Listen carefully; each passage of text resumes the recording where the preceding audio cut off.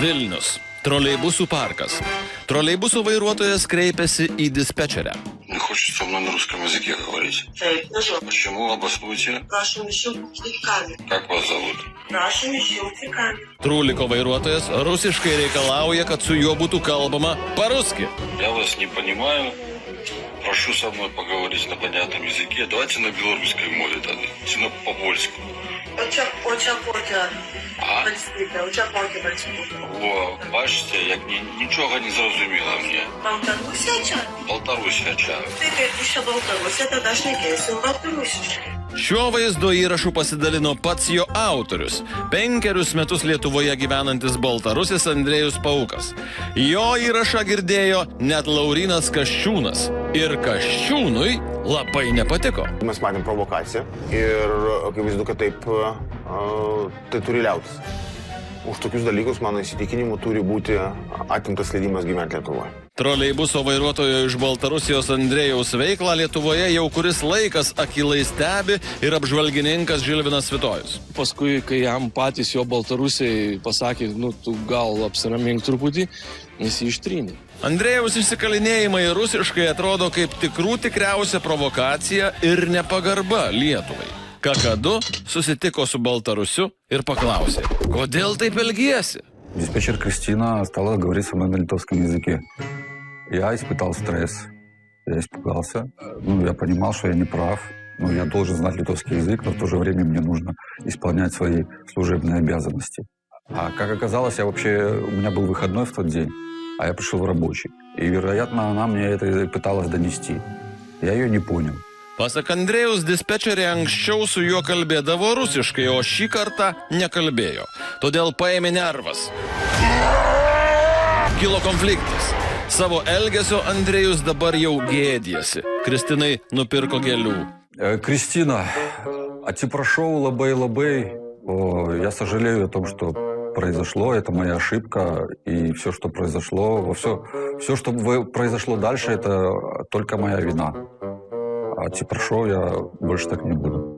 Bet ir tai dar ne viskas. Vakar jis įkėlė, ne pats parašęs, tiesiog pasidalinęs propagandinių visiškai įrašų, kuriame jau atvirų tekstų neigiama Lietuva, lietuviai, visos tos žinomos mums dainelės, kurias dainuoja ir Kremlius, ir Minskas, bet vėlgi reikia pasakyti, kad baltarusiai jo komentaruose yra patys pasibaisėję, bando su juo rasti kažkokią kalbą, bet tiesiog žmogus kažkokioje fazėje, kur jis jau nebegirdi proto balso ir tiesiog daro dalykus, kurie kenkia jam pačiam. Tekste, kuris iš socialinių tinklų jau pašalintas, skleidžiama litvinistinė ideologija, kad tikrieji lietuviai yra baltarusiai, kad Lietuva nėra Lietuva.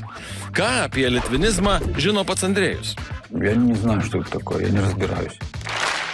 Tai kurių velnių reikia dalintis tokiu tekstu? Просто это я назло националистам репостнул и все. А потом начал... Троллинг? Это троллинг? Это просто назло. Они меня своими комментариями там разозлили. Я решил проверить, что будет дальше, и пошла какая-то в комментариях какая-то плохая вот эта вся история, я удалил, и все. Mažiausiai, kad tu turi padaryti. Tai gerbti tą valstybę, kurioje tu gyveni. Dabar girdžiu, kad jis jau atsiprašo. Įrašęs ir video skirtą man asmeniškai, nes aš šitai sureagavau. Bet kokiu atveju mes turim labai aiškiai susidėlioti ir į ateitį, kad už tokius dalykus turi mūsų svečiai gauti rankas. Andrejus iš tiesų įrašė atsiprašymo video Kasčiūnui. Gerbiams Laurinai Kasčiūnai, noriu jums pasakyti, kad nikada ir niekur nežydžiau nei lietuvių, nei jūsų šalies, nei jūsų vyriausybės. Žinau, kad jūs asmeniškai pykstate ant manęs, bet nepasitikėjote blogoms emocijoms. Jūs esate krikščionis demokratas. Prašau, įsiklausykite į Kristaus balsą. Aš esu geras žmogus ir Jėzus tai žino.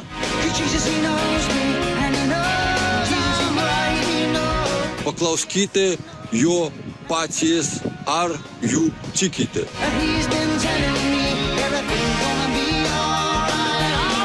Aš myliu Lietuvą ir niekada jos neišduosiu. Ačiū, jūsų Andrėjus Paukas. Ta proga Pauko daina apie Vilnių. Jums labai netrukdysim, mes mokame mokesčius. Vilnius nėra mūsų ir tik jūsų amžinai.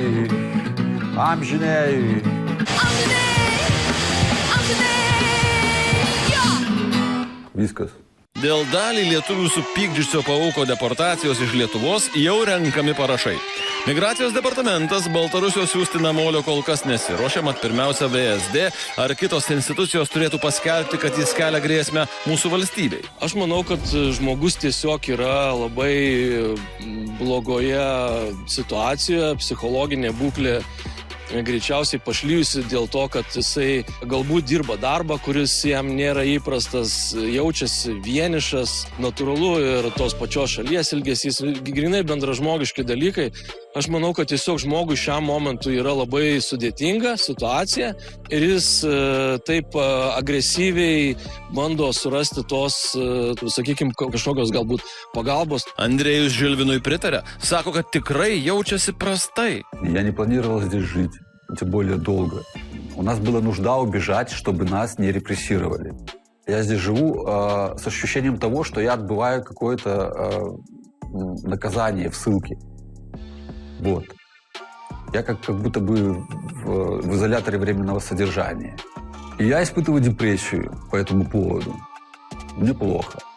Поэтому иногда мне кажется, что депортация спасет меня от хандры, и я умру героем у себя на родине, как мученик, как Иисус Христос когда-то умер за свой радикalizm. Andrėjus jau 5 metus gyvena Lietuvoje, nes gimtinėje esą buvo persekiojamas. Если ты постоянно задаешь вопросы, постоянно высмеиваешь поступки чиновников, постоянно их критикуешь, жалуешься на них, показываешь их некомпетентность, им, конечно, это не нравится. Dar ir dabar iš Lietuvos pasiskambina Baltarusijos valdininkam ar policininkam ir juos patrolina.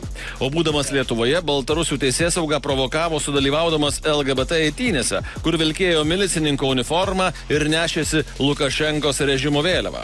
Алло, кто это? Володя, это насчет гей-парада в Вильнюсе. Да пошел ты на, дебил, блядь. Мы скоро к тебе приедем, блядь. Už šį įsišokimą pas Andrėjaus tėvus Baltarusijoje užsuko KGB ir liepė atsiprašinėti. Наш сын принимал участие в гей-параде с белорусским флагом.